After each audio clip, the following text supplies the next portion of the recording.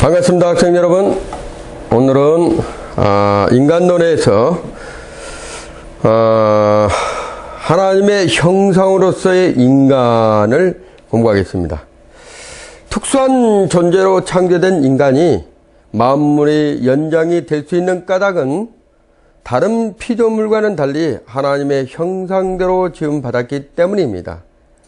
본장에서는 하나님의 형상에 대한 그러한 연구를 한번 해보려고 합니다. 첫째로 성경에 사용된 용어 고찰입니다.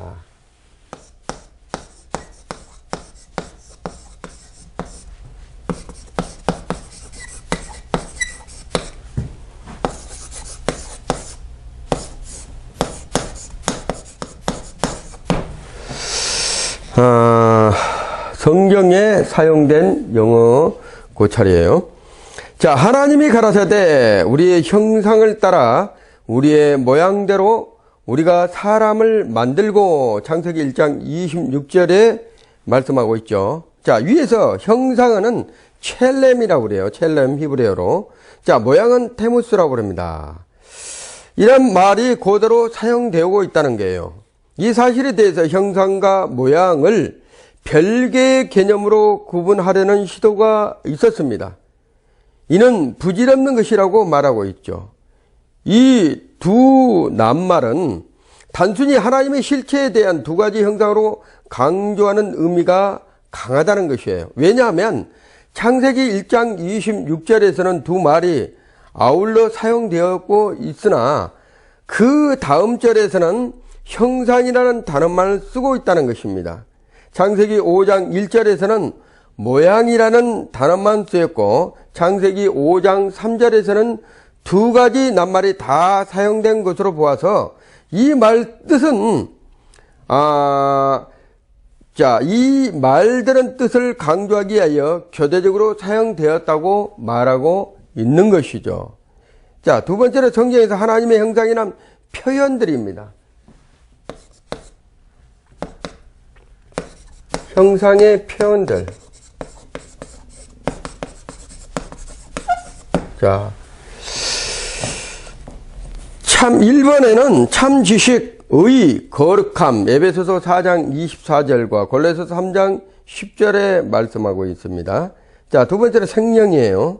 창세기 2장 7절, 세 번째는 육체입니다. 고린도전서 15장 44절. 육체는 영혼의 일부가 아니다. 자, 그러나 인간의 육체는 영혼과 연합하여 자기 표현에 적당한 기후로 봉사한다는 점에서 하나님의 형상으로 보기도 한다는 것이에요.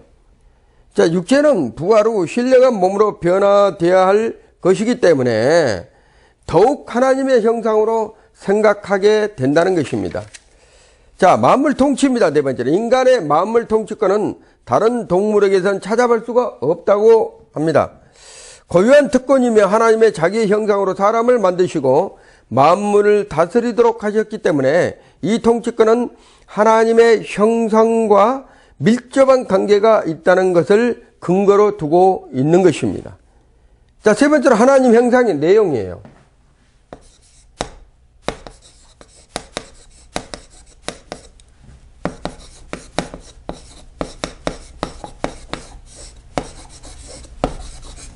자, 하나님의 형상의 내용입니다. 하나님의 형상에 무엇을 의미하는가에 대해 다음과 같이 다양한 견해가 있습니다. 다양한 견해가 있다는 거예요. 자, 첫째로 가톨릭의 견해입니다. 주장 내용을 보면 첫째로 자연적인 하나님의 형상입니다. 하나님께서 인간을 창조하실 때 영혼의 영성, 의지의 자유, 육체의 불사성은 같은 어떤 자연적 은사들을 인간에게 주셨다는데 이것들을 자연적 하나님의 형상이라고 말하고 있는 것이죠. 두 번째는 초자연적 하나님의 형상이라는 거예요.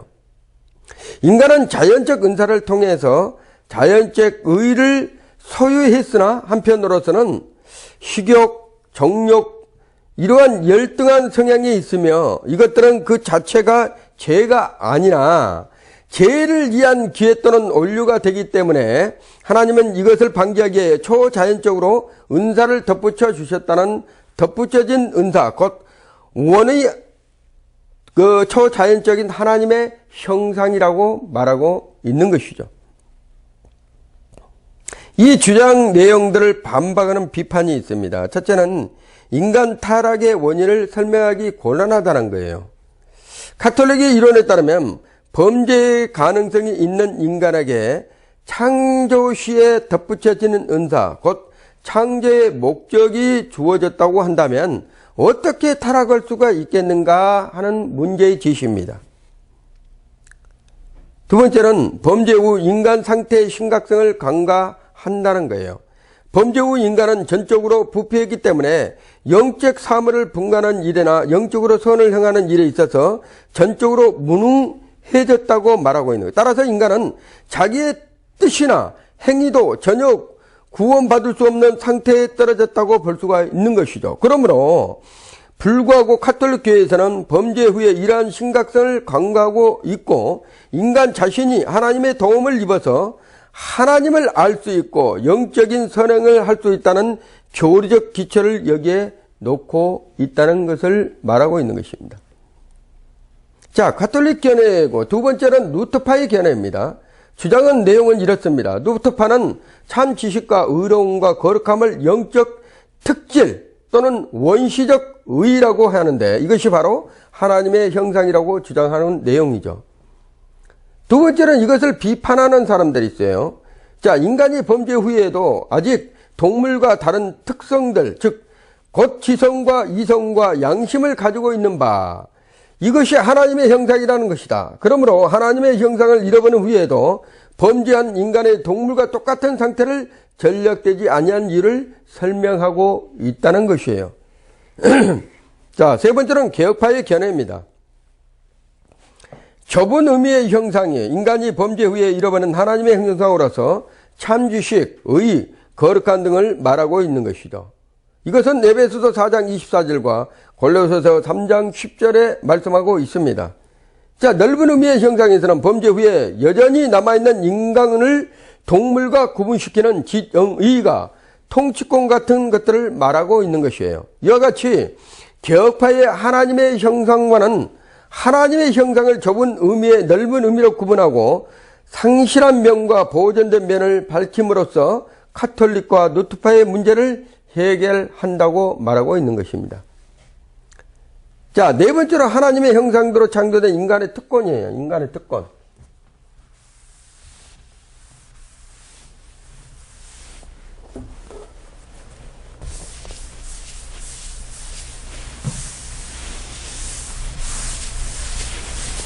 자, 하나님의 형상으로 만드는 인간의 특권.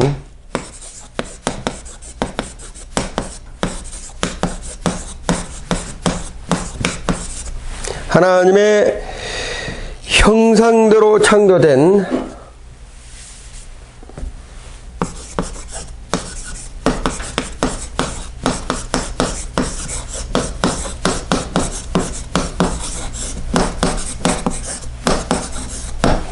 하나님의 형상대로 창조된 인간의 특권입니다.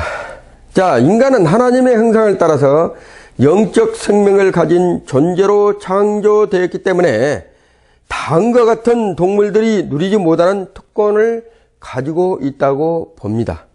첫째는 영생의 가능성이에요. 영생의 가능성.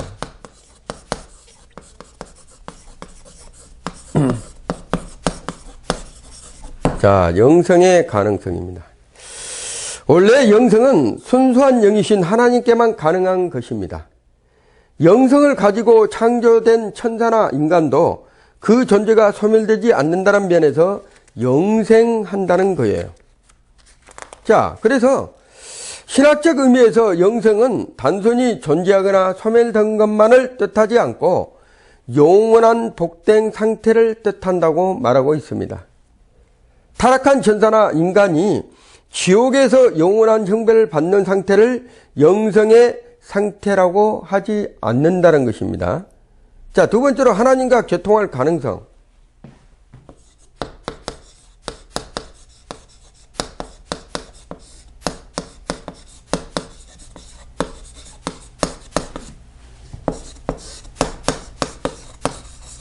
자, 하나님과 교통할 가능성을 말하고 있어요.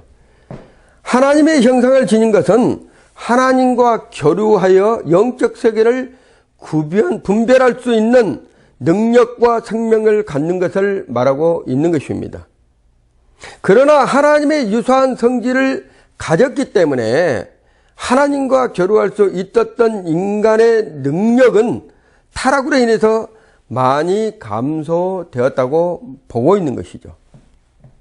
그러므로 하나님이 인간을 찾아오셔서 자신을 드러내시고 영안이 열리게 해 주셔야만 비로소 인간이 하나님을 볼 수 있으며 영적 진리를 분별할 수 있는 것입니다. 이건 역시 원초적으로 인간이 하나님의 형상을 지녔기 때문에 가능하다고 보는 것입니다. 고린도전서 2장 13절과 14절을 한번 보겠습니다. 고린도전서 2장 13절과 14절에 이렇게 기록되어 있죠. 우리가 이것을 말하거니와 사람은 지혜의 가르친 말로 아니하고 오직 성령의 가르치신 것으로 하니 신령한 일은 신령한 것으로 분별하느니라. 육체에 속한 사람은 하나님의 성령의 일을 받지 아니하나니 저에게는 미련하게 보이며 또 깨닫지도 못하나니 이런 일은 영적으로 분별함이니라. 이렇게 기록되어 있습니다. 자, 그래서 하나님의 성령께서만 분별할 수 있는 것을 말씀하고 있는 것이죠. 자, 세 번째로 만물 통치의 가능성입니다.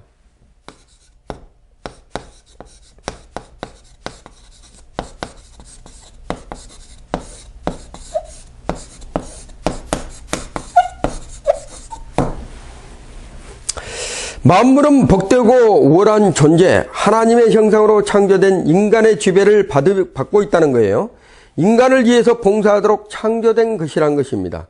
창세기 1장 28절과 시편 8편의 5절과 6절을 참조하시기 바랍니다. 그러나 타락으로 인간에게 부여된 영화와 종기가 감소되었기 때문에 인간이 오히려 자연으로부터 침해를 받거나 심지어 자연을 숭배하는 현상까지 생겨났다는 걸 보는 것이죠. 그러므로 원초적인 만물 통치의 기능은 계속 인간에게 기속한다고 말하고 있는 것입니다. 자, 다음을 보겠습니다.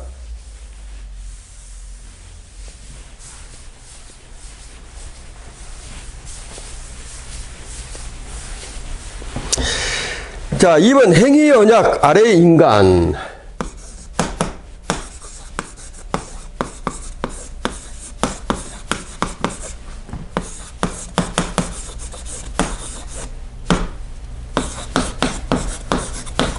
자, 행위 언약 아래의 인간을 한번 보겠습니다. 하나님은 자신의 형상을 따라 인간을 창조하신 후에 아담과 생명의 언약을 맺으셨습니다. 그 언약은 선악을 알게 하는 나무의 열매를 따먹음으로써 사망의 고통을 당하지 않게 하기 위해서 완전한 순종을 조건으로 맺은 생명의 언약이었습니다. 이것이 곧 행위 언약이라고 말하고 있죠. 자, 본장에서는 행위 언약에 대하여 여러 가지로 한번 살펴보겠습니다. 첫째, 행위 언약의 개념입니다.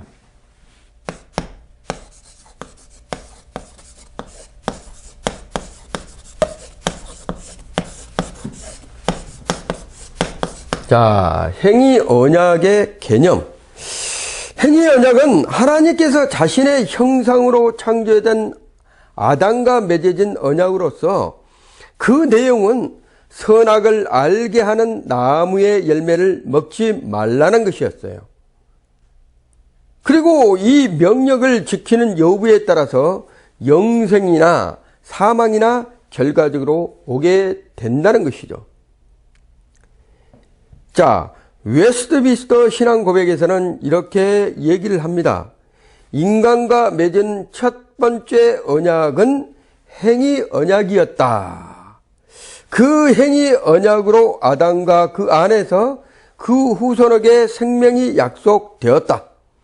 그 언약의 조건은 완전하고 개별적인 순종이었다. 인간의 타락으로 말미암아 행위 언약으로는 영생을 얻을 수 없게 버렸기 때문에 하나님께서는 두 번째 언약 맺으시기를 기뻐하셨다. 행위 언약의 특징은 다음과 같아. 자, 이렇게 해갖고 자연 언약이 있습니다.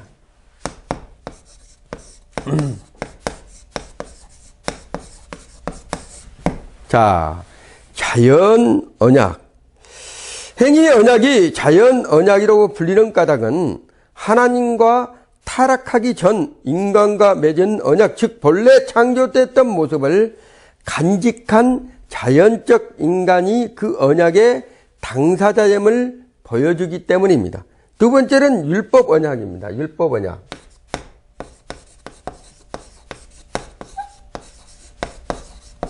자, 율법 언약. 행위 언약이 율법 언약이라고 불리는 까닭은 그 내용이 인간이 반드시 지켜야 할 하나님의 율법적인 성격이 있다고 말합니다. 완전한 순종을 요구한다는 측면에서 율법이 언약이 되기 때문이라는 것이죠. 세 번째는 생명 언약입니다.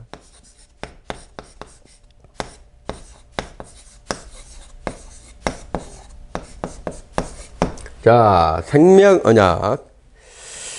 행위 언약이 생명 언약이라고 불리는 것은 그 조건이 잘 지켜질 경우에 생명을 얻기 때문이라는 것이죠. 네 번째는 은혜 언약.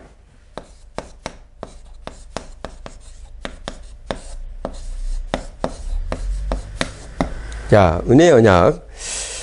행위 언약은 신학적인 의미에서 이를 인간에게 회복될 수 없는 방법으로 후에 주어진 은혜 언약과 상대가 되는 개념입니다. 그러나 행위 언약에 있어서도 당연하게 이미 순종의 의미를 가진 피조물의 인간에게 순종에 대한 상급으로 영생을 약속해 준 것은 분명한 은혜이라고 말하고 있는 것입니다. 자, 행위 언약의 요소들을 한번 보겠습니다.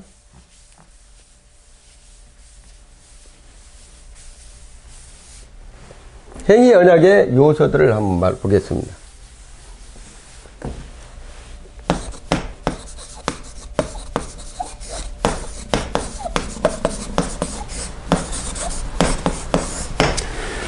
자, 행위 언약의 요소. 언약은 세 가지 요소란 당사자와 약속과 조건이다. 이렇게 얘기를 합니다. 당사자. 첫째, 언약은 반드시 둘 이상의 당사자가 있어야 성립되고 행위 언약의 당사자는 하나님과 아담이었다. 자, 첫 번째 1당사자는 하나님이다. 하나님을 제1당사자로 칭하는 이유는 이 언약이 하나님으로부터 비롯되었기 때문이라는 것입니다. 월등한 당사자로부터 인간에게 일방적으로 그 언약의 내용은 약속과 조건을 결정하셨기 때문이라는 것이죠. 자, 두 번째 당사자는 아담이라는 거예요. 자, 제2당사자는 아담으로서 전 인류를 대표한 자로서의 아담이라는 거예요. 즉, 아담은 인류의 대표자다. 이렇게 보면 됩니다. 자, 그러면 당사자와 두 번째는 약속이에요. 그 약속의 내용은 생명이라는 것입니다. 불순종의 경우 사망이라는 중벌이 주어지게 되어 있는 것으로 알 수 있다는 거예요. 생명과 사망. 이 생명은 영원한 것이라고 본다는 것이죠. 자, 그리고 이 행동을 동반한 생명이 바로 영원하다는 것이에요. 자, 세 번째는 조건입니다. 그 조건의 내용은 완전한 순종에 비롯된다고 보고 있는 것이죠. 선악과를 먹지 말라는 명령은 분명히 순수한 순종을 시험하는 것이었습니다. 이 율법의 요청에서 하나님의 관심은 오직 율법을 순종한 것이에 달려 있다는 것이죠. 자, 세 번째로 행위 언약의 성격입니다.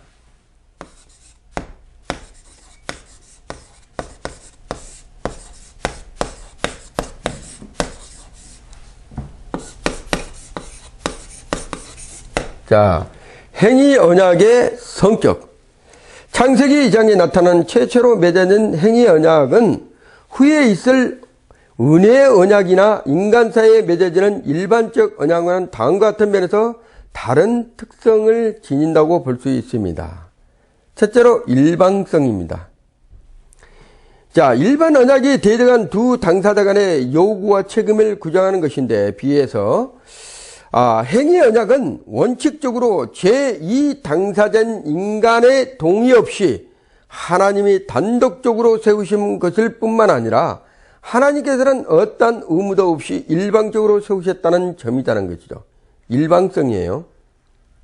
두 번째는 유효성입니다. 행위 언약이 아담의 타락 이후에도 유효한가 이런 문제입니다. 자, 참 반향론이 있습니다. 자, 17세기에서는 알미니안주의자들은 행위 언약이 아담의 타락 때문에 전적으로 폐기되었기 때문에 후손은 그 의미에서 완전히 해방되었다고 주장하였습니다. 그러나 개혁파 신학자들은 그들과 달리 행위 언약이 어떤 면에서도 과거의 것이지만 또 다른 면에서는 아직도 유효하다는 입장을 말하고 있는 것이죠. 그러면 첫 번째 유효한 면입니다. 행위 언약에 주어진 조건, 즉 하나님의 율법에 대한 완전 순종의 요구는 지금도 유효하다는 것으로 보고 있는 것이죠. 하나님의 율법을 불순종한 자에게는 임하는 저주와 형벌은 오늘날도 여전히 실행되었다고 보고 있는 것입니다. 두 번째, 하나님의 완전 순종을 조건으로 생명을 주시기로 하셨는데 이 약속은 오늘도 유효하다. 예레미야서 레위기 18장 5절과 갈라디아서 3장 12절을 참조하시기 바랍니다. 자, 인간이 율법을 완전히 순종할 수 없었기 때문에 영생을 얻지 못한다는 것뿐입니다. 자, 그러면 첫 번째는 유효한 면과 두 번째는 폐기된 면입니다. 행위 언약이 인생이 영생을 얻기 위한 고정된 방법이 아니라는 점에서 폐기되었다고 말하는 것입니다. 네 번째로 생명나무에 대한 해석의 문제입니다.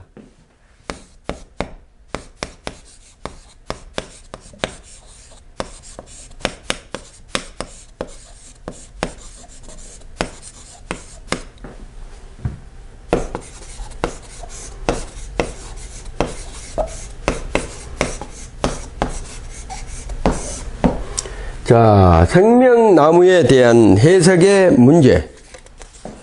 자, 한번 보겠습니다. 행위 언약과 관련해서 한 가지 성경 해석상의 문제가 있는데 창세기 3장 22절에 나오는 생명나무가 실제로 전조하는 나무냐 아니면 단순한 상징뿐이요 실체로 없는 것이냐 하는 문제로 다음과 같은 견해가 있다는 것이에요. 첫째로 실제설 주장하고 있는 마틴 루터입니다. 생명나무가 문자 그대로 사람의 생명을 항상 건강에 또는 젊게 만들어서 주는 나무라면서 말하기를 하나님의 말씀이 그에게 되게 하였음을 것이다 이렇게 말하고 있는 주장입니다. 두 번째는 상징설입니다. 이것은 볼콥이 주장을 했죠. 우리는 이 나무의 열매를 아담 안에서 요술적으로나 의학적으로 작용하는 불멸성이라는 생각에서는 안 된다. 자, 이것은 반드시 지정된 생명의 상징이나 표식으로 인식돼야만 한다라는 것을 볼콥이 주장을 했습니다. 세 번째로 불가지설입니다. 이거는 하지가 주장했죠. 그 나무의 실과가 생명을 주는 즉 사람 몸의 젊음, 기력과 아름다움대로 유지하거나 혹은 전진적으로 향상시켜 부활하신 그리스도의 몸과 같게 하는 능력을 가졌는지 아니면 그 실과를 먹는 것과 불변성 사이에 단순히 언약적으로 상징되었는지 확정할 수는 없다. 우리는 다만 그 나무 열매를 먹는 것이 어떤 방식으로든지 영생을 누릴 수 할 수 있다는 것을 알면 충분하다. 이렇게 불가지성을 주장한 하지의 말입니다. 네 번째는 인호설입니다. 인호설. 부셀이 주장을 했죠. 창세기 2장 9절과 계시록 2장 7절에 기록되어 있는 생명나무는 적장시대의 제사 제도나 오늘날의 성찬과 성례와 같은 성질의 것이라고 주장을 합니다. 이런 제도들은 하나님의 교제를 싫어하는 자체 희열을 갖는 것이 아니나 그것의 인호로서 유형적으로 실제적인 것이라고 보고 있는 것이죠. 생명나무의 열매를 먹는 것은 오늘날의 성찬을 먹는 것처럼 하나님께 신앙을 가지는 일의 표현이며 외면적, 유형적 행동이라고 말하고 있는 것입니다. 그러므로 결국 생명나무는 실제로 실존화돼 그 나무가 영성을 주는 자체의 효능을 가지고 있는 나무가 아니라 그 나무는 하나님의 성찬을 제정하신 것 같이 지정하신 나무이기 때문에 생명의 인호가 된다는 견해를 취하고 있다고 말합니다. 칼빈과 박윤설 박사도 인호설의 입장을 취하여 생명나무는 그리스도를 상징한다고 말하고 있는 것이죠. 그러면 결론으로 생명나무는 선악과와 마찬가지로 분명히 존재했던 나무이지만 그 나무 자체 내에 그 희록을 지닌 것으로 해석할 수가 없고 그것은 영생의 인호요 그리스도의 상징이라고 보는 것입니다. 자, 우리가 그러면 지금 행위 언약의 아래에 있는 인간을 지금 보았고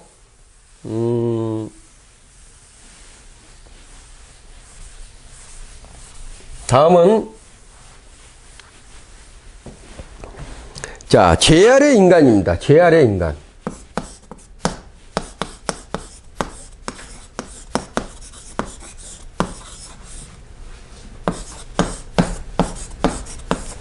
죄 아래 인간. 자, 우리는 하나님의 형상대로 창조된 인간의 특권과 행위 언약 아래의 인간을 다룸으로써 타락하게 하기 전에 인간의 영원함은 살펴보았습니다. 이제 타락 후 인간의 탁월한 지위를 잃고 불행과 비참한 자리에 떨어진 인간을 살펴보고자 합니다. 자, 그러므로 인간을 타락시켜 비참한 자리에 떨어지게 만든 죄에 대해서 살펴보기로 하겠습니다. 그러면 첫째로 죄의 개념입니다.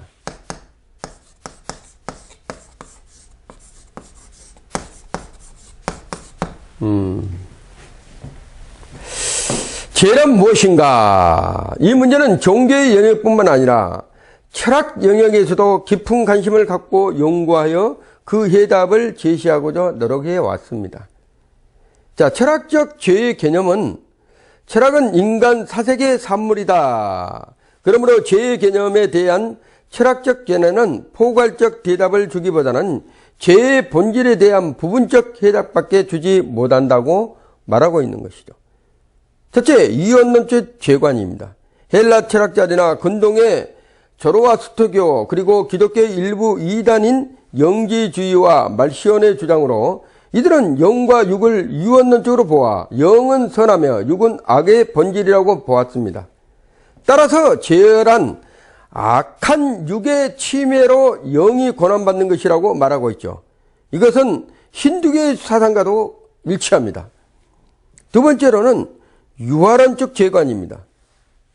유한론의 죄관. 자, 선이 하나도 없는 것이 절대 악이며 선이 적은 상태를 죄라고 본다. 선과 악의 구분은 양쪽으로 선이 많고 적은 것에 달려있다고 보는 것이죠. 이는 죄를 소극적으로 파하는 것으로 무식이나 무력까지도 일종의 죄라고 보는 것입니다. 자, 세 번째, 결핍론 죄관입니다. 결핍론 죄관.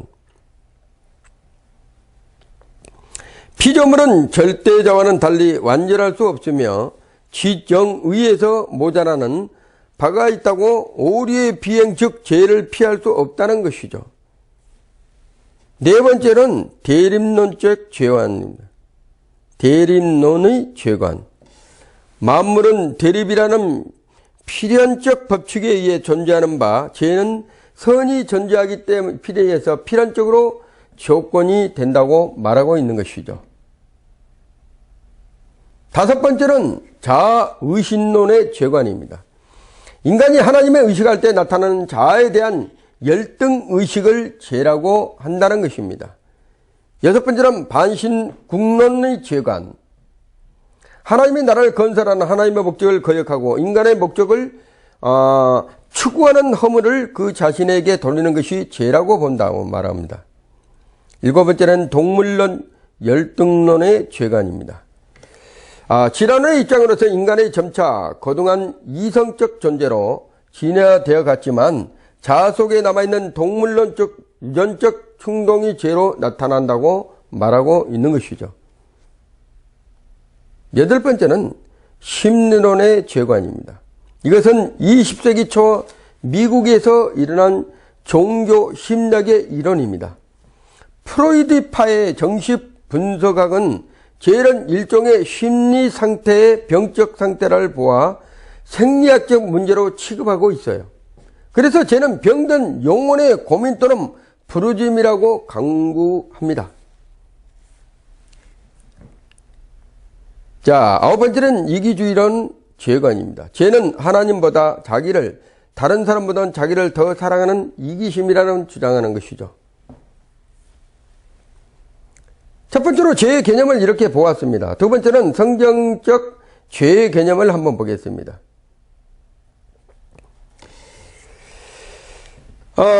우리가 봤던 철학적 죄의 개념과 성경적 죄의 개념은 완전히 다릅니다. 자, 죄의 성경적 용어는 구약의 용어에서는 하타, 표적을 맞추지 못함, 아웰, 아온, 지정된 길에서 벗어남, 파샤, 권위에 복종하기를 거절함, 아샴, 마을, 반역 신실하지 못함, 아윈, 공허함, 아화, 고개, 애곡. 자, 구약의 용어에서 찾아볼 수 있는 것입니다. 신약의 용어에서는 하마르티아, 표적에서 벗어남, 아테키아, 바르지 못함, 바라바시스, 범죄 곁길로 감, 파라프토마, 발을 헛디딤, 허물, 아노미아, 법이 없음, 무법, 파라노미아, 법에 반대함, 위법. 자, 이런 이상에서 성경 용어로 볼 때 죄란 하나님의 의도에서 벗어난 그 권위를 부정하여 곁길로 가는 인간의 행위라고 볼 수 있습니다. 다시 말하면 죄는 하나님의 원천 율법을 어기는 것이죠. 자, 두 번째로 죄에 대한 성경적 정의는, 자, 성경은 죄에 대해서 기준을 계시함으로써 죄의 정확한 성격을 규명하고 있습니다. 죄의 대상은 하나님. 자, 죄의 대상의 하나님은 인간에게 대한 죄도 있으나 결과적으로 모든 죄는 하나님께 대한 것이다. 시편 51편 4절과 로마서 8장 7절에 있습니다. 그러므로 죄는 하나님과의 관계가 왜곡되는 것이라고 볼 수 있다는 것이죠. 두 번째는 죄의 기준은 율법입니다. 죄는 하나님의 율법을 어기는 행위이다. 즉 율법이 죄의 속성인 불법과 불의를 판결하는 기준이 된다고 보는 것이죠. 요한일서 3장 4절과 5장 17절에 기록되고 있습니다. 그러므로 죄란 하나님과 바른 관계를 유지해야 할 인간이 이 관계를 왜곡시킨 것이며 좁게는 하나님의 율법을 범한 것이라고 정의한다는 것입니다. 자, 두 번째는 죄의 성격입니다. 죄에 대한 잘못된 철학적 개념들이 많기 때문에 이들과 구별되는 성경적 죄의 개념을 명확히 하기 위해서는 죄의 성질을 살펴볼 필요가 있습니다. 첫째는 죄는 특별 악이다입니다. 자, 악은 재해나 질병 같은 물질적 해로움도 포함하고 있으나 죄는 보다 좁은 도덕적인 악을 의미한다고 보고 있는 것이죠. 따라서 죄는 도덕적 성향을 지닌 인간에게 있어서 부자연스럽게 내포된 것으로 자유의지를 가진 이성적 피조물은 이에 대해 직접 책임을 지고 정죄를 받아야 될 특별 안이라고 말하고 있습니다. 자, 이것은 성경의 창세기 3장 1절에서 6절을 참조하시고 이사야 48장 8절과 로마서 1장 18절에 32절, 요한 1서의 3장 4절을 참조하시기 바랍니다. 죄는 절대성을 갖는다는 거예요. 윤리적 영역에서 상과 악의 대조는 절대적이다. 성과 악 사이에는 중간적인 상태가 존재하지 않는다는 것이에요. 인간은 선에 속하든지 악에 속하든지 어느 한쪽에 속해야 된다는 것입니다. 마태복음 10장 31과 33절, 12장 30절, 누가복음 11장 23절, 야고보서 2장 10절에서 말하고 있는 것입니다. 죄는 적극성을 띠고 있다는 것을 주장합니다. 죄는 선의 결핍기보다는 하나님의 뜻에 반발하는 적극적 성격을 지닌다고 보고 있습니다. 인류 최초의 범죄도 사단의 적극적인 꼬임, 하나님의 동등해지는 인간의 적극적 교만에 비롯되었다는 것이죠. 이처럼 죄는 자신에 대한 하나님의 주권을 발탁하려는 적극성이 내재되어 있다고 말하고 있는 것입니다.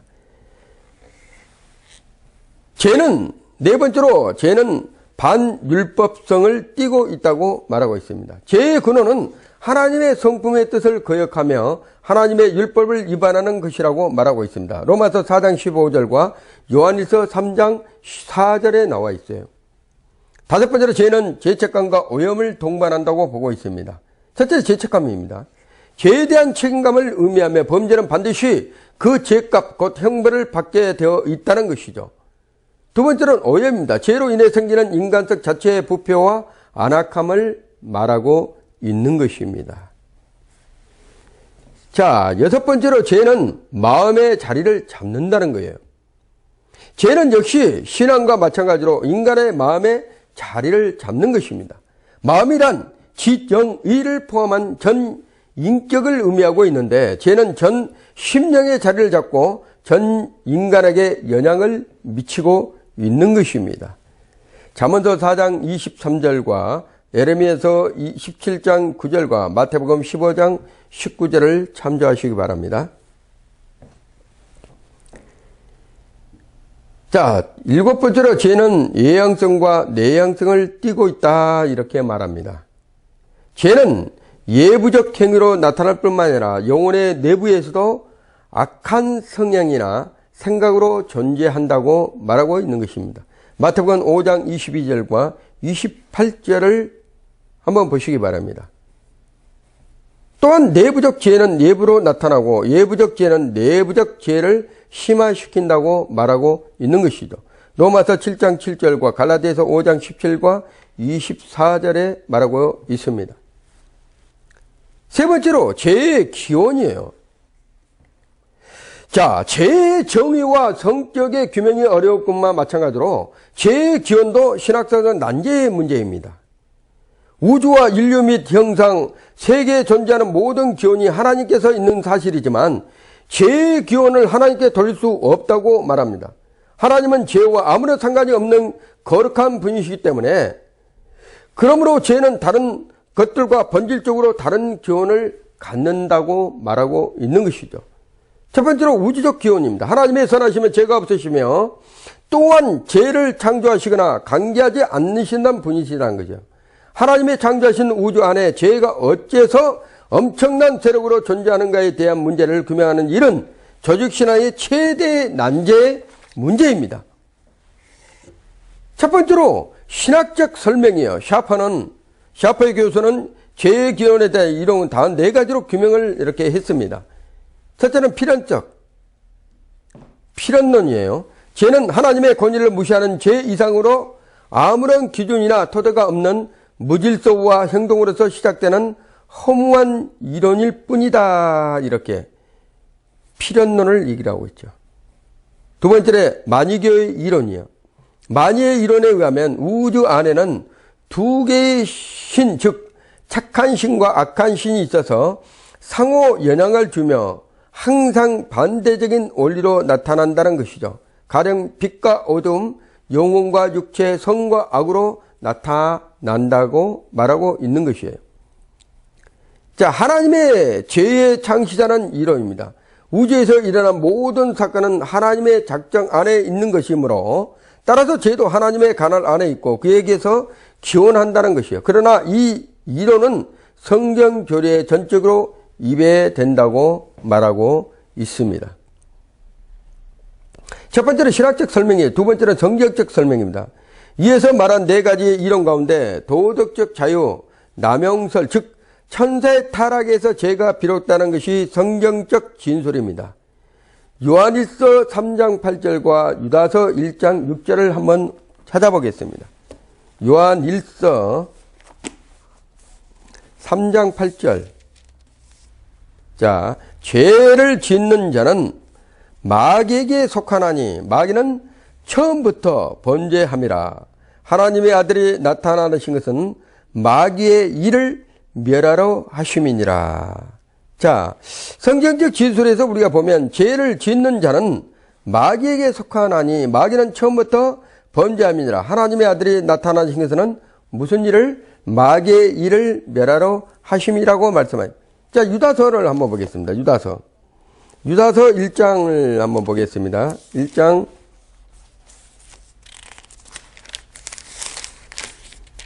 유다서 1장 6절을 한번 보겠습니다.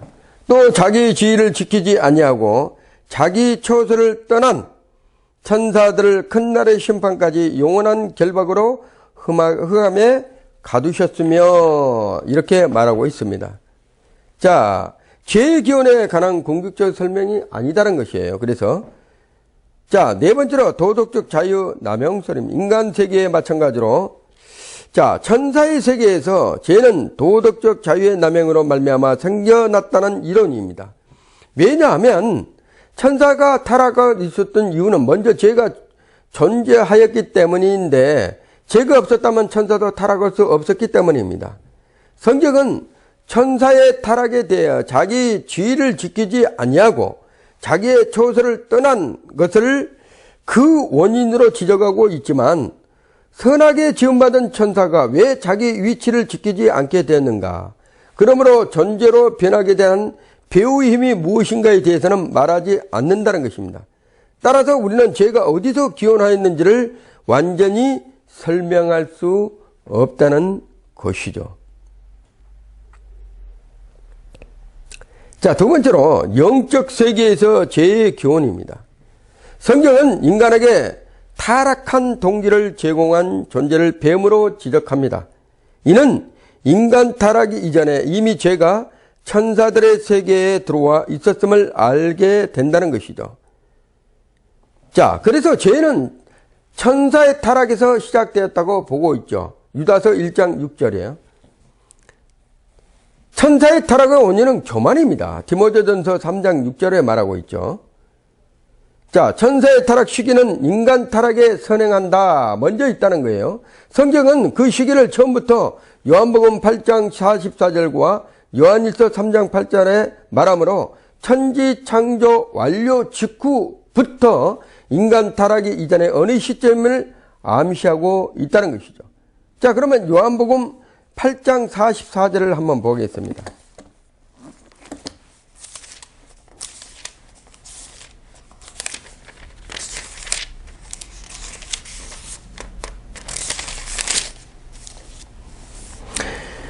너희는 너희 아비 마귀에서 났으니 너희 아비의 욕심을 너희도 행하고자 하느니라. 저는 처음부터 살인하는 자요 진리가 그 속에 없으므로 진리에 서지 못하고 거짓을 말할 때마다 제 것으로 말하나니 이는 저가 거짓말장이요 거짓의 아비가 되었음이니라. 이렇게 말합니다.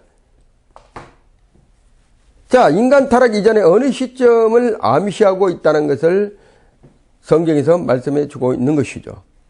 자, 세 번째로 인간 세계에서 죄의 기원입니다. 첫째로 인간의 최초의 범죄는 선악과 범죄였죠. 아담은 뱀의 시험에 굴복하여 하나님께서 금하신 선악과 열매를 먹음으로써 첫 번째 죄를 범하게 됩니다. 두 번째, 인간의 범죄의 성격이에요. 첫 번째로 형식적 성격입니다. 인간의 최초의 범죄는 선악과를 따먹는 데 있다는 거예요.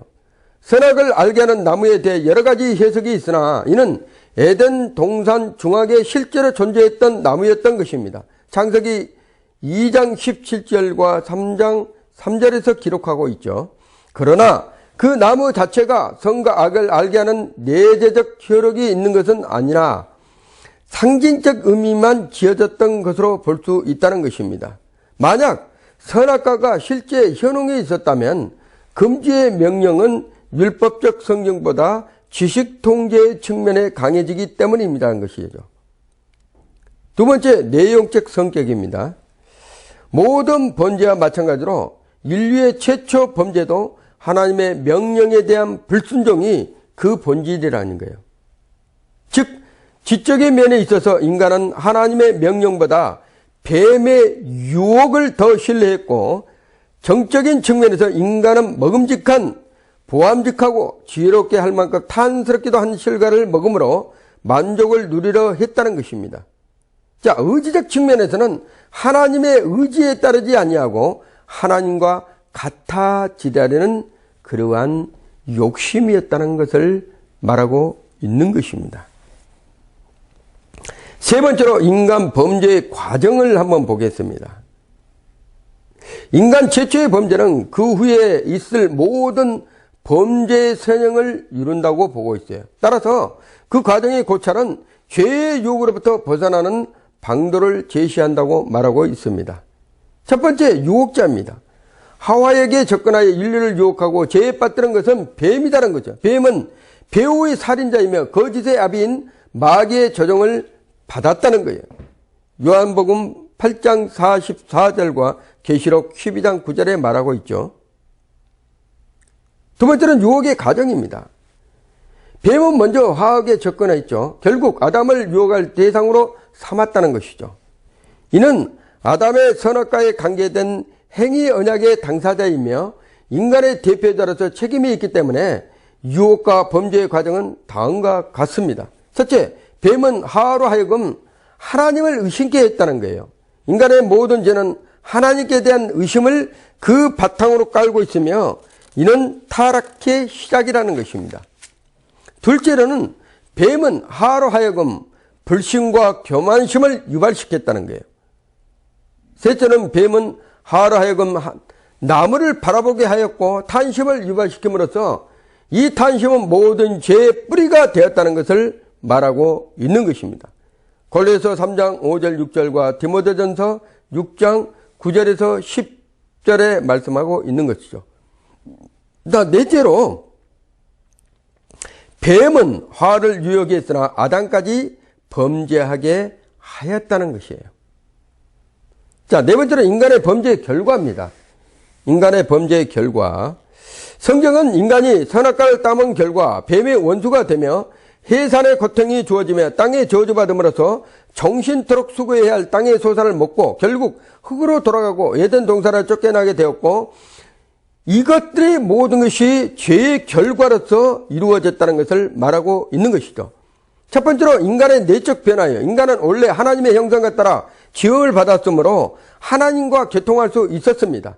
그러나 죄를 범함으로써 하나님의 형상을 상실하게 되었으므로 죄책감으로 인한 수치심과 공포심을 느끼게 되었고 하나님께서 자기 행위가 드러난 것을 기표하게 되었다는 거예요. 두 번째로 하나님과의 관계입니다. 하나님의 창조의 결정인 인간에게 지극한 사랑을 보여주셨으나 범죄 이후에 진노와 견책과 징벌의 저주를 내포하고 있다는 것을 말하고 있는 것입니다. 세 번째로 자연의 변화. 인간의 타락은 영적 영역에서 일어난 사건이었으나 물질계에도 큰 변화를 일으켰다는 것입니다. 즉 땅이 저주를 받고 가시와 엉겅퀴를 내게 될 뿐만 아니라 모든 피조물이 썩어짐으로 종로를 함으로써 고통을 당하게 되었다는 것이죠. 네 번째로 인류의 변화입니다. 인간 시조의 타락은 그 후손들 모두에게 영향을 미쳐서 집단적으로 부패를 야기시켰고 오늘날 목격되는 인간사의 모든 부조리도 인간의 타락의 결과라는 것을 말하고 있는 것입니다. 다섯 번째, 인간의 구조의 파괴입니다. 인간의 영과 육이 유기적으로 연결되어 있습니다. 그 전 인격인 창조주 하나님과 연결되는 존재로 창조되었다는 것이죠. 그러나 타락은 영과 육이 분리되는 육적 죽음과 하나님과 관계의 단절을 나타내는 영적 죽음을 처리하게 되었다는 것을 말하고 있는 것입니다. 자, 그러므로 우리는 죄의 결과가 얼마나 무서운지를 우리가 지금 보았습니다. 오늘은 여기까지 하고 다음 주에는 죄의 정가에 대해서 말씀을 드리겠습니다.